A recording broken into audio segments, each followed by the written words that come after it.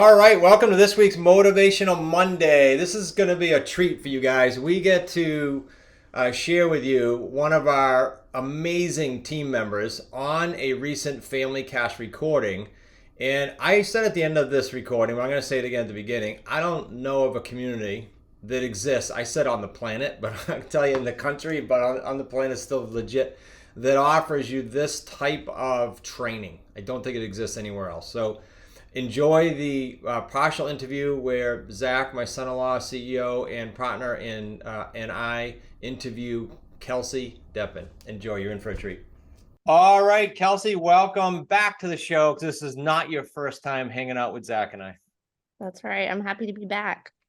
All Yeah, right. Kelsey, I'm excited for you to be on because it's a little bit different of a dynamic and quite a dramatic change since, over the last year. And now you're sitting at a completely different, I would say a different, almost position in the company at this point in time. And that's why we wanted to bring you back on, because you have really put your imprint on our coaching department and all of that as well. So I'm excited to dive into some different things today because the audience is definitely in for a treat. Absolutely. Me too. Kelsey, one thing I just want to put a big highlight on what Zach said, and then we can dive into, we'll take this organically as usual, wherever it goes. And that is a lot of the Wicked Smart listeners have no idea what we're about to talk about and how cool of an addition this material is to potentially them, but also the present Wicked Smart community. So tune in here, especially if you're listening to this audio only, you're going to want to jump over to YouTube because there's some really cool things we're going to go over. Zach, why don't you kick us off with some thoughts, and then we'll let Kelsey roll here. Yeah, an amazing thing happens in our company, along with our community, right? Because we base everything based upon a specific amount of core values. So when we go out and we find new teammates, like Kelsey, when she came in originally as my executive assistant, right, and now is leading up our entire department of coaches, which is I'd say over 5 at this point in time, and leading up a community of well over 100 people now. One of the things we always look for is constantly innovate and improve. So it was amazing to constantly see you innovate and improve, and that's kind of brought you where you are today. So maybe just in case somebody didn't listen to the first podcast that you were on about a year ago, you just tell everyone your background, where you come from, and then we'll dive into some really cool nuggets here. Yeah, absolutely. So I started out, like Zach said, as his EA. I think it's been about 2.5 years since I've been on board with the Wicked Smart team. I have a background in psychology. I have my doctorate in rehab counseling and administration. So when I was going to school, I was dead set that I was going to be a therapist. I wanted to be one of those therapists where people came in, they laid on my couch, they told me all their problems, and I was convinced that that was going to be my career trajectory. And then when I started out working as a therapist, I was in Southern Illinois, where I was born and raised. And so a lot of people there were mandated for therapy through the criminal justice system. I'm like this young girl right out of college. And so I've got these mostly guys coming to me for therapy that don't want to be there. And so I got burnt out really quick because they didn't want help. They weren't interested in hearing what I had to say. And as you know, doing direct therapy has a high burnout rate anyways. And so luckily I was still going to school at the time, and I had the opportunity to study business admin for the last 2 years. And to my surprise, I actually enjoyed the admin side of my field a lot more than I thought. And I've always been interested in the online coaching business, the world of online coaching and mindset coaching. And so when I came across the job opportunity with you guys, felt like it directly aligned with where I was headed at the time. I'd like to jump in there, Zach. So Kelsey just mentioned something really key. I know we're going to hit this a bunch today, but mindset. You said mindset, right? And I know we're like, even when I'm on shows, people say, oh, they don't think it's that relevant, quite frankly. And I always hammer how relevant it is. Can you just hit the relevancy and then the relevancy with starting a business as an entrepreneur? Because it goes deeper, but whatever level you want to take that to. Absolutely. Yeah, mindset stuff is my jam. So I'll try to put bookends on it. But yeah, actively working on your mindset is so important, especially when you're starting something new, like, creative financing, or you're joining the Wicked Smart community. And that's because we are often the biggest thing or the only thing standing in our own way, right? So it's our limiting beliefs, our fears, our doubts. And sometimes those are so deep and on such a subconscious level that we don't even realize that we're sabotaging ourselves or that we need to work on our mindset or shift it for success. And so being aware of that and taking action of self-awareness and to strengthen our mindset is really the first step. So you're currently working with, right? So and heading a community of people that say hundreds of students. So what have you seen to be some of like the biggest challenges, right? Because most of these students or these members of our community are coming in, they have full-time jobs. Most of them don't like it, right? Don't like their full-time jobs. They want to build a real estate business. And then now they're running into some roadblocks. So what are some common roadblocks? If I'm listening to this, I'm like, all right, maybe I can have some self-reflection as well. And so what are some common roadblocks that you're seeing people, face when they're really trying to be successful in making this transition into becoming a business owner? Yeah, absolutely. I mean, something we hear often is fear of the phone, right? Making those dials. And the only way you're going to get better and build the confidence, it's going to sound silly, but it's to do it, right? Because there's no shortcut to success. And so sometimes we have to do the hard things. We have to do the stuff that we don't want to do to get to where we want to be, to build that habit and to learn that skill. And so I think when you're starting something new, especially, I see in the community a lot that imposter syndrome is something that's so common. And I think it's something that a lot of us aren't aware of. So that's really the sense of inadequacy or extreme self-doubt despite evidence of success in the past or your ability. So it's that feeling that maybe things are going too good and we don't feel like we belong, or we feel like we're a fraud, right? We don't feel like we're worthy yet. And I have some personal experience with this. I shared on the Mastermind a couple months back that I mentioned I went to school for my doctorate. So I went to school for 10 years and I worked really hard. I never took a summer semester off. I had an extremely high GPA. And I remember being at my graduation ceremony and I was feeling really accomplished, obviously, and really happy and relieved. But I remember having a moment sitting there where I was like, oh my God, did I really pull this off? Like, do I really belong here? And obviously the answer was yes. But I had one of the top GPAs in my cohort. So like, of course I deserve to be there with my peers about to graduate. But it just goes to show that at any level of success or any level of achievement, our mind is going to try to play tricks on us. So we have to be self-aware and we have to be stronger than our emotions and stronger than our thoughts, because thoughts are not facts. And you'll hear me say that a lot. Like, our thoughts are not facts. And so something that I feel very passionate about is imposter syndrome. And I have a few like tips and strategies. If we have time to run through them, I'd love to just talk about a couple. I would love you to. Yeah, go ahead and nail those, because this has come up in our community more times than, well, I'm sure it's prevalent more than we're seeing, but it has come up quite often. So yeah, go ahead and nail that, because that's a nice nugget or nuggets for them to take. Well, and I'd love to hear it as well. I mean, anybody that is really trying to strive for large goals, whether you're in our community and you're listening to this for real estate investing, or you're simply trying to reach your next goal, and then you tend to arrive there maybe before you believe your accomplishments have got you to there. I think each and every one of us needs to hear some of these practical things, because I certainly will be utilizing them as well. So please, dive in. Yeah, so just a few quick strategies or tips. The first one is one of my favorites, and it's called a brag bank. And I like this one because, society says, we're not supposed to brag. It can be seen as rude or bad.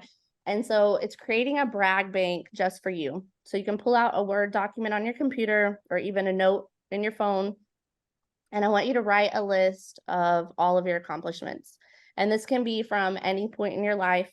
It can be things that you've overcome. So obstacles you've overcome, things you've achieved, degrees, jobs, anything that you want to put on that list. And this serves as a reminder that, oftentimes we look at it and we're surprised at how far we've come. And it's a reminder that we already have what it takes to get to the next step, to get to where we want to be, but we just need to develop the confidence in ourselves. And I did this for myself, and I had forgot about some of the things I achieved at like a young age, right? So it's like you end up with this really long Word document and you're like, oh, wow, look at all that I've already done. And it just boosts your confidence to know that if you've accomplished all of these wonderful things, then you can accomplish the next thing on the list. So, And then, yeah. if you wouldn't mind, let's just keep rolling through this. So like you said, most of society now tells you not to brag, right? I even say to my son when he's playing hockey, I said, act like you've been there, right? Let's not over celebrate. Let's keep rolling.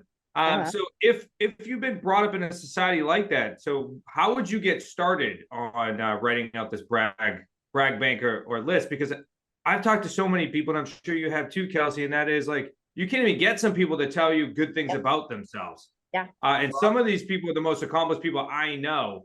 So I'm just curious on, maybe if there's like a tip or thing just to like get people rolling, because so they don't get writer's block. And the other thing, guys, that comes to mind, sorry, Kelsey, is our community tends to be super driven, right? Mm-hmm. So many of them don't stop and do this cool exercise. So yeah, jump into that.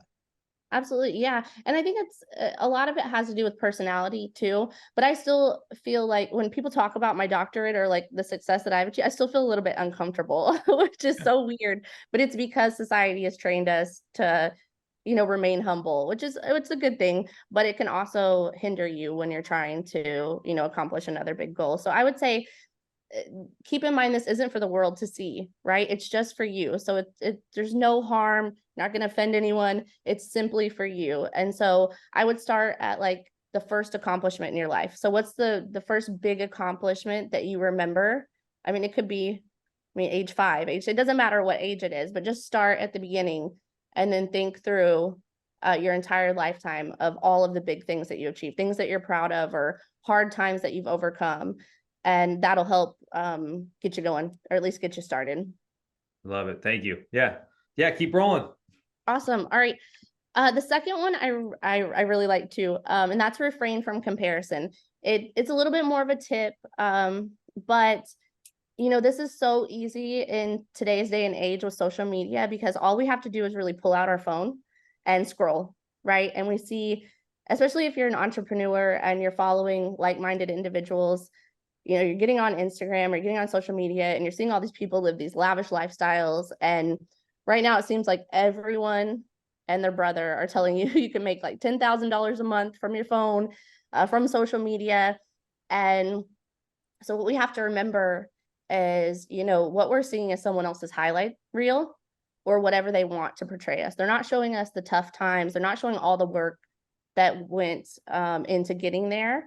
And it's similar when you're joining a community, right? So it can be hard in a setting like the Wicked Smart community, where you may be working to get your first taken and you see it's happening to what seems like everyone around you but yourself. And so you might get frustrated, you might get bitter, and that's completely normal. But I think the important thing here is shifting your mindset, because instead of adopting a like why them and not me attitude, if you reframe your thinking, you can do that by looking for evidence of the contrary, right? So like if there's evidence of success in our community, that this works and that I'm a part of it, if it's possible for them, that's proof that it's possible for me if I do the work too. So it's really just shifting your mindset for success. And if you're going to compare in a way that it means it's possible for you as well. And Kelsey, would you recommend that if you're seeing success from others, that you reach out and try to find out what their formula to success may be? Because I know some very smart people that are not very wealthy, and I know some very unsmart people that are very wealthy. And usually it's just because they have a formula to success in what they're currently doing. So I was just curious of your thought process as far as like, utilizing the people that you are seeing success. And that's what's so great about being a part of the Wicked Smart community, right? Is it's kind of like a family. So if you see all these people that are having success, you can reach out to them on our platform or, role play with them, set up an appointment with them to talk with them. Like everyone's so willing to help each other. And so instead of looking at it like it's not happening for me and it's happening for everyone else, you use that to your benefit and learn from them. And Kelsey, you mentioned, so I'll say 2 things about that. You mentioned earlier the Mastermind, and just for the Wicked Smart listener, that's where we all congregate and hang out every week. And so just to be around those people, just yesterday on one of the small group calls with the associates, it happened to be high 6, but somebody was having a challenge. This is a small micro example of what you just said. they were having a challenge with appointments. Their mindset was dial, dial, dial. And I said, well, just call Kyle, because Kyle was at an office visit with us recently, which associates can do, and left here with a different mindset and left here making appointments. So to your point, all she had to do is pick up the phone, call Kyle, and find out what shift he went through. So it's awesome. Exactly. And Kelsey, is there any thoughts around, I mean, we live in a world of social media, right? And like you're saying, everyone is showing their highlight reel, or everyone is pitching you what they want you to see. Mm-hmm. All right. Do you recommend that anybody go on any type of, and I don't know if this is a leading question or not, any type of like, getting off of social for a period of time, or any tips and tricks as far as making sure that you are reframing and focusing on yourself and your development versus focusing on everyone else's success and how you haven't reached it yet? Yeah, absolutely. I like to call it control your scroll, because like you have the power to control what you consume, right? It doesn't feel like it sometimes when we go down that rabbit hole and we're scrolling on Instagram or scrolling on Facebook or TikTok, but you can curate your feed, right? So choose people that motivate you, choose people that inspire you, or choose to follow accounts that leave you feeling more inspired rather than more behind or more frustrated. And if you find that that isn't working, then I do think limiting your social media use each day is important, because sometimes, and I'm guilty of this too, sometimes I'll get on there and I'll scroll and I don't mean to spend the amount of time that I do, and then when I get done, I'm feeling like a little bit anxious or feeling like a little bit different. I'm like, why do I feel that way? And it's because like we're consuming so much information and we don't realize how it affects us on a subconscious level. So it's important that we're very, very conscious of what we're looking at, how much time we're spending on that. And yeah, just making sure you're consuming information that leaves you feeling, motivated and inspired rather than anxious or frustrated. I love it. I love it. All great, fantastic tips. Do we have any more on the imposter? I have just one more. I have one more. I figured you did, but I just want to make sure. And I'll stop. I mean, I have a lot, but one more that is important, and that is affirmations. And I know this one isn't for everybody. It can feel, and I felt this way too, it can feel really silly for a lot of people, right? Because you're reciting things to yourself that you don't necessarily believe yet. And so it feels really silly when you start, but it's so important to retrain our brains, because we all have limiting beliefs. And, those come from our parents, from the way we were raised, from society, from life experiences, especially at a young age. That's when a lot of our limiting beliefs are formed. And they're actually formed as a protective measure to avoid an emotion. So at a young age, when something happens to us and we don't understand it, we don't have the skill to like logically process it yet.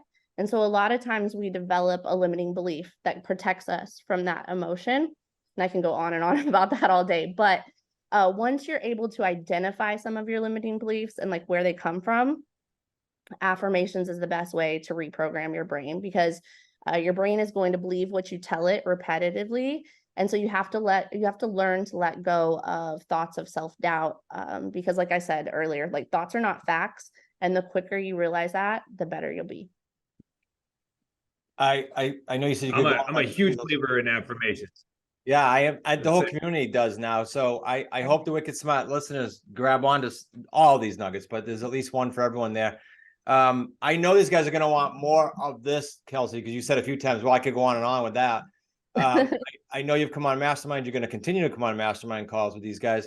I'd like, Zach, I'd like them to know sort of some calls to action. Take a little pause here, so we don't blow right over that, and let them know how they can dig into this more, so they can maybe see more of Kelsey. Yeah. Any thoughts on where they should go?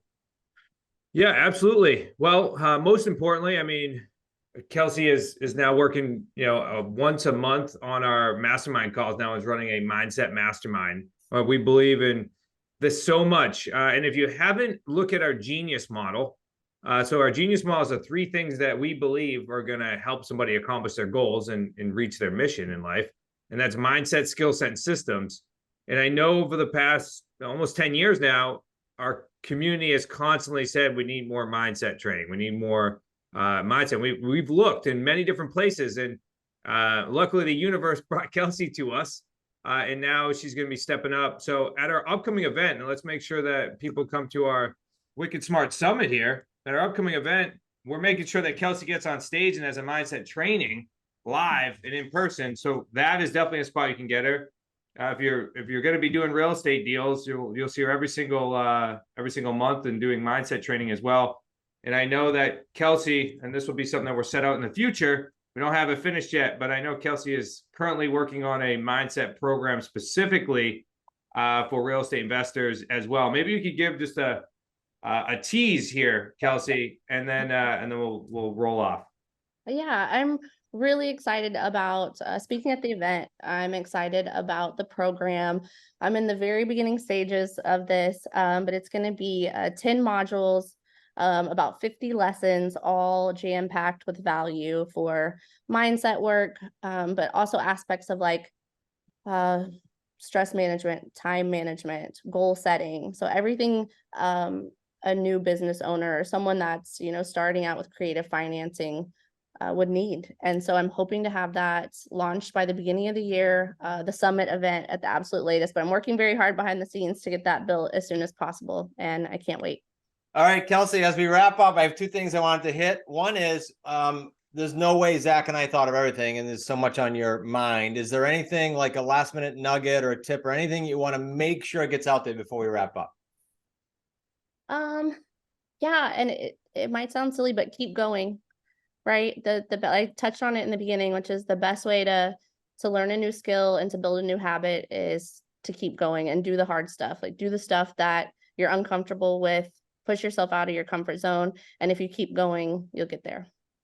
Let me kind of put a big cap on this, a big explanation point, because the biggest question Zach and I get on many shows is in strategy private calls, how quickly can I do a deal? What Kelsey just went over with you guys, albeit very short, but what Kelsey just shared with you guys and the nuggets and the wisdom and all the years of knowledge she has, this is the difference between someone doing a deal in 32 days and someone taking 15 months. That's about what we see in our community. The average is closer to 6 months. Why is that? It's all of this stuff, all of it. The skill set's easy. Zach and I can teach you how to do a deal fairly easy. You can go look 250, 300 of them on YouTube. It's this stuff that's important. And I don't think any other community on the planet does what we do with this. And now we're bringing it to the next level. So really appreciate it. Diving in here, Kelsey, you're just a plethora of knowledge here. I can't wait to dig deeper. And Zach, now that you're back live, any last minute thoughts? No, I don't want to cap on that. That was good. All right. Kelsey, thanks again. It was awesome having you again. Thanks, guys.